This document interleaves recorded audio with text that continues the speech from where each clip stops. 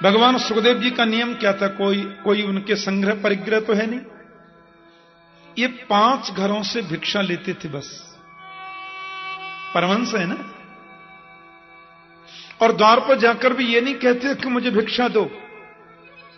सगोदोहन मात्रमिहि ग्रहेषु ग्रहमेधिनाम। जितनी देर में गाय दुही जाती है उतनी देर सुखदेव जी द्वार पर खड़े रहते, तकरीबन 6 मिनट। एक गाय को दुहने में 6 मिनट लगता है। भिक्षा मिल गई तो ठीक है, नहीं दूसरे द्वार पर चले गए। 5 के बाद 10वें 6वें पर जाना नहीं है, फिर वन को चले जाते थे। अब वो उतनी देर ही एक जगह रुकते जितनी देर में गाय दुही जाए। तो ऋषियों ने परीक्षित से कहा कि ऐसा कुछ करो कि ये 7 दिन तुम्हारे पास रुक सके। और परीक्षित ने बहुत सुंदर स्तुति गाई। अब सप्ताह कथा का नियम है ऐसा कि भगवान सुखदेव जब व्यास मंच पर आते हैं तो 1 मिनट उनका पूजन होता है। मूल भागवत का जो सत्संग है ना, अब तक तो भूमिका चल रही थी ना जी, लेकिन भागवत का प्रवचन प्रारंभ कब होता है? जब भगवान सुखदेव व्यास गद्दी पर बैठ जाए। पूज्य महाराज श्री सुखदेव जी का पूजन कर रहे हैं, आप मेरे संग थोड़ा वंदन कर लीजिए। हरि नाम सुनाने वाले, हरि नाम सुनाने वाले, हरि कथा सुनाने वाले, हरि कथा सुनाने वाले,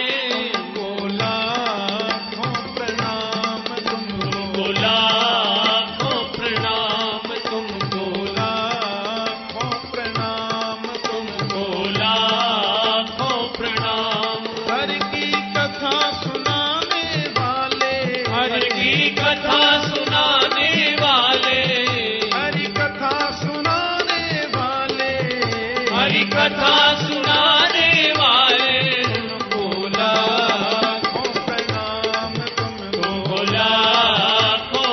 प्रणाम तुमको, बोला प्रणाम तुमको, प्रणाम तुमको, बोला प्रणाम बोला प्रणाम तुमको, बोला प्रणाम तुमको, प्रणाम तुमको, बोला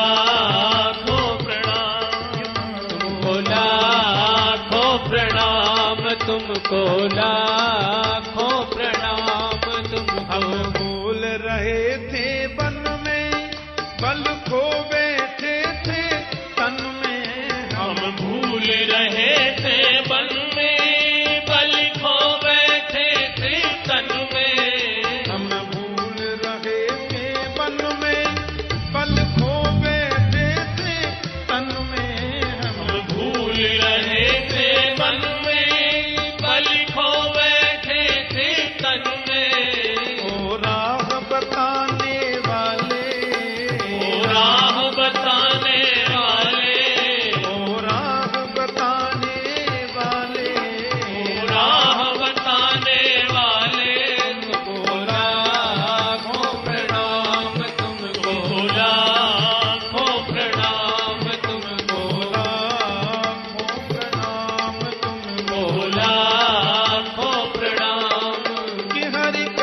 सुनाने वाले, हरि कथा सुनाने वाले, हरि कथा सुनाने वाले, हरि कथा सुनाने वाले, तुमको लाखों प्रणाम तुमको, लाखों प्रणाम तुमको लाखों प्रणाम तुमको, लाखों प्रणाम। हम लेकर विष का प्याला जा रहे थे यम के गाला। हम लेकर विष का प्याला जा रहे थे यम के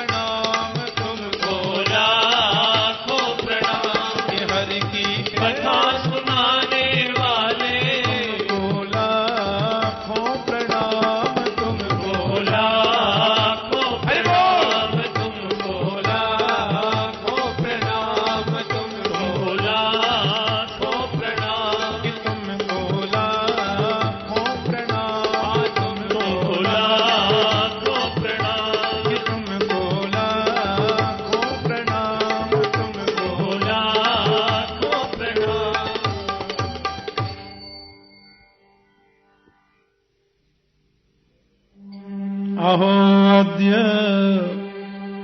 वयं ब्रह्मन् सतसेव्या क्षत्रबन्धव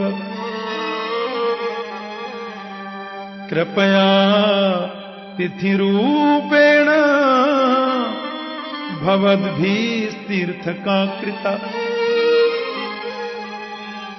मेरा बहुत बड़ा सद्भाग्य,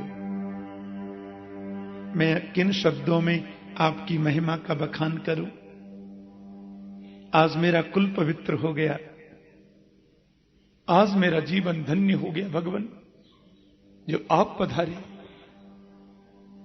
येषां संस्मरणात् पुंसां सद्य शुद्ध्यन्ति वै गृहा किं पुनर्दर्शन स्पर्श पाद शौचासनादि भी। राजर्षि परीक्षित कहते हैं, भगवान आप जैसे महापुरुष का तो केवल नामस्मरण भी कर लिया जाए तो भी सभी ग्रह शुद्ध हो जाते हैं।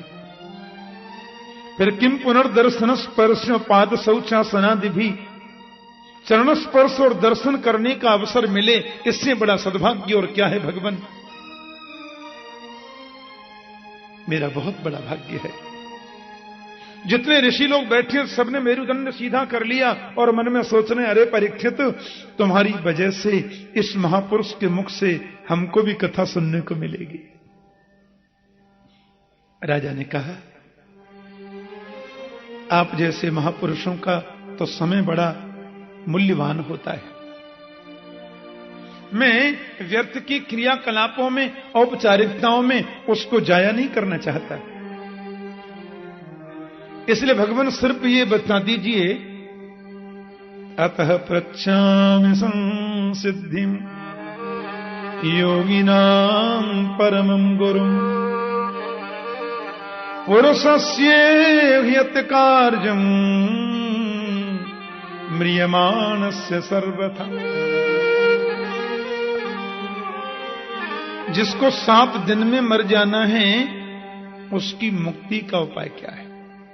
अब थोड़ा ध्यान से सुनना, मेरा विशेष निवेदन। लोग तो सब जगह ध्यान से ही सुनते हैं, पर आप ज्यादा ध्यान से सुनना है।